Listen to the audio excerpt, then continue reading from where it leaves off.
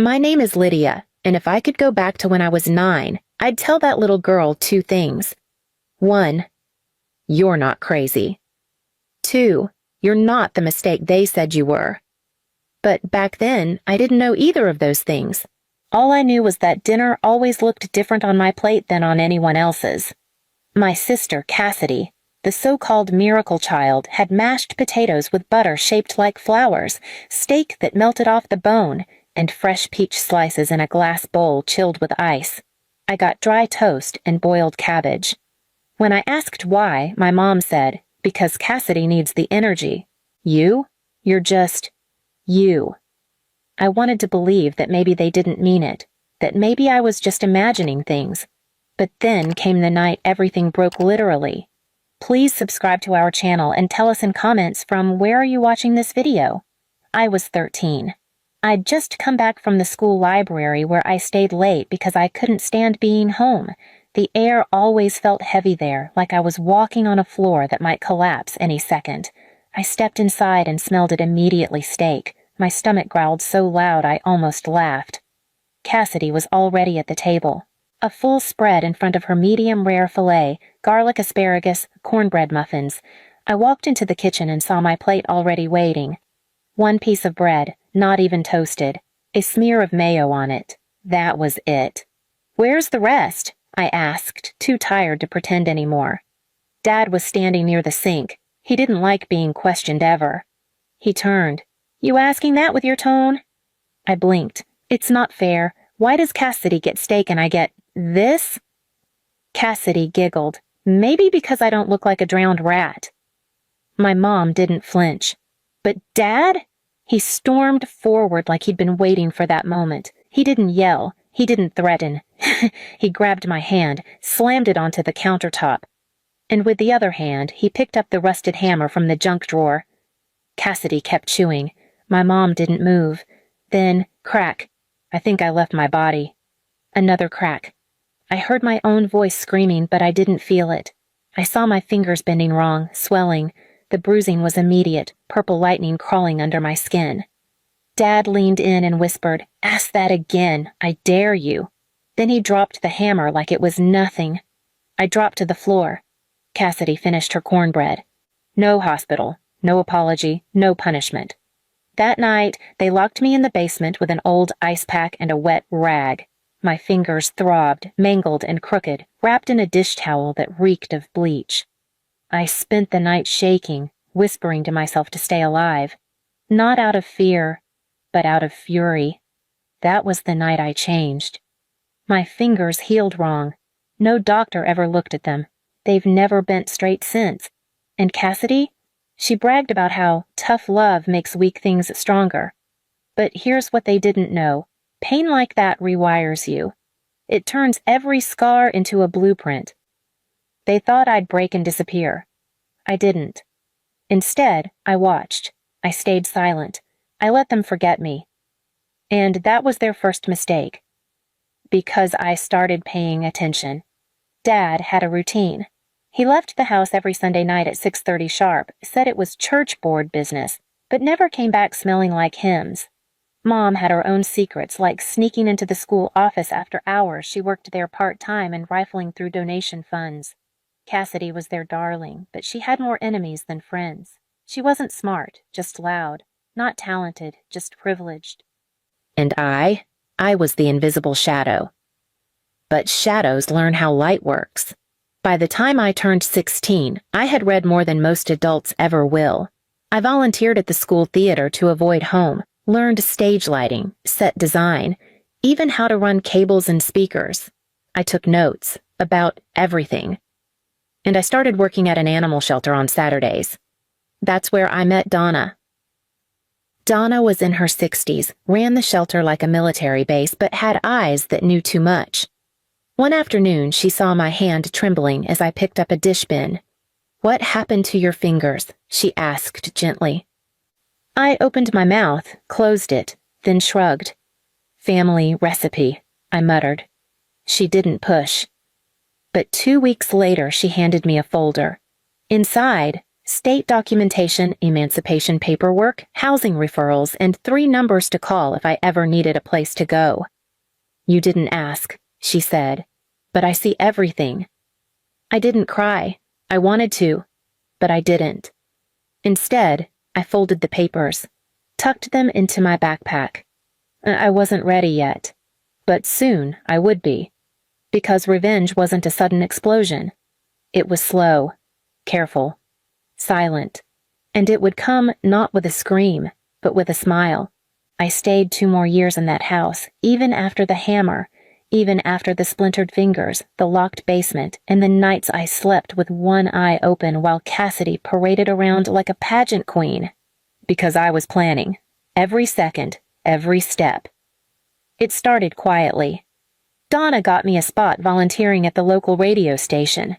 "She's good with wires," she told the manager, and just like that, I was behind the board on weekends, adjusting faders, testing mics, learning how sound worked, how voices could be amplified, how silence could be recorded. I didn't just learn how to mix. I learned how to listen. My dad's lies were always the same. Church board, late meetings, work calls. But I knew where he actually went. The truck yard on Old Marlin Road.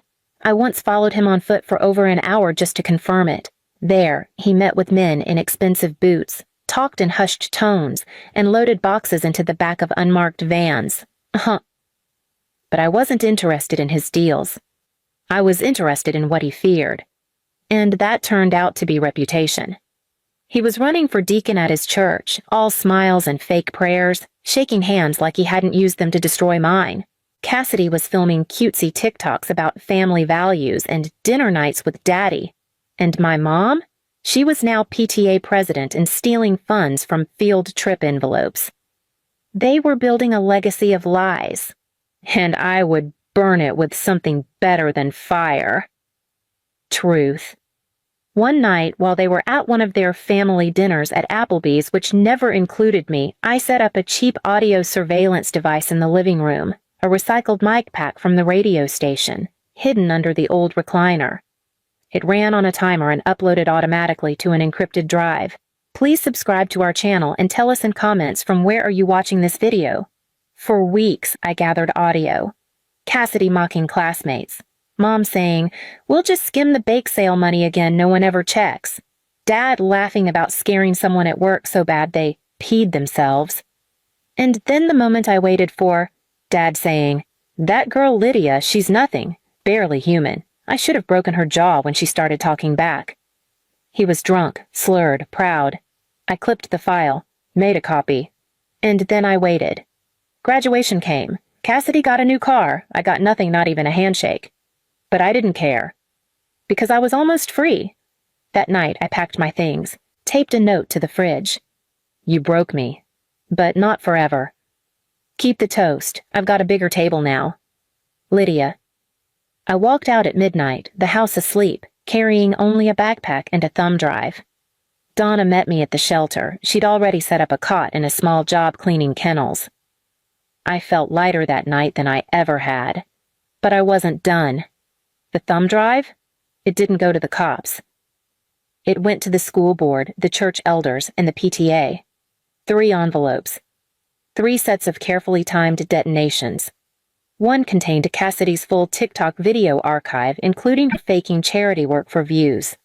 One included recordings of my mother joking about misusing field trip money for personal treats and mocking poor kids with lunch debt. And the final envelope, the crown jewel, had my father's confession. "That girl Lydia, she's nothing, barely human. I should have broken her jaw when she started talking back." The same day those letters hit desks, I uploaded a podcast. Just 1 episode. Just my voice. Titled, "The Leftover Daughter." I told the truth, every inch of it.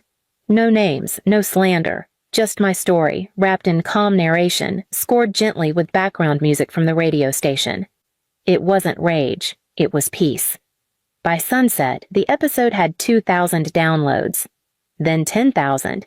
Then it went viral on TikTok, thanks to someone who clipped the line. "When you break a child's fingers, you teach her how to type her own truth." That line became a trend. Within a week, my family was on fire, not literally, but socially. Cassidy's sponsors dropped her. Mom was asked to step down from the PTA. And Dad? The church voted to remove him from the board. He didn't know where it came from. He blamed internet haters. He had no idea it was me, because I never used my full name. I didn't need to. The truth carried its own thunder. And I wasn't finished yet, because one thing still remained. The house. The one I'd grown up in, where I was locked in the basement, where my bones were fractured, where silence was currency and pain was furniture. I had one last thing to do. It was a Tuesday when I saw the listing go up. 4-bedroom fixer-upper. Owner looking for immediate offload. Offers welcome. Address? My old house. Turns out, after Dad lost his church title and Cassidy's influencer revenue dried up, things got tight. They stopped paying the mortgage, then came the letters, then the auction notice. I watched it all happen. Silently. The house I grew up in, the one where I scrubbed blood from the floor with my left hand while the right was still broken, was now $18,000 behind on payments and begging for a buyer. So I called in a favor.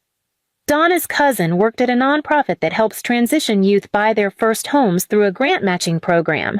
They were looking for someone reliable, someone with a clear goal, someone who had been through fire and knew how to build from ashes.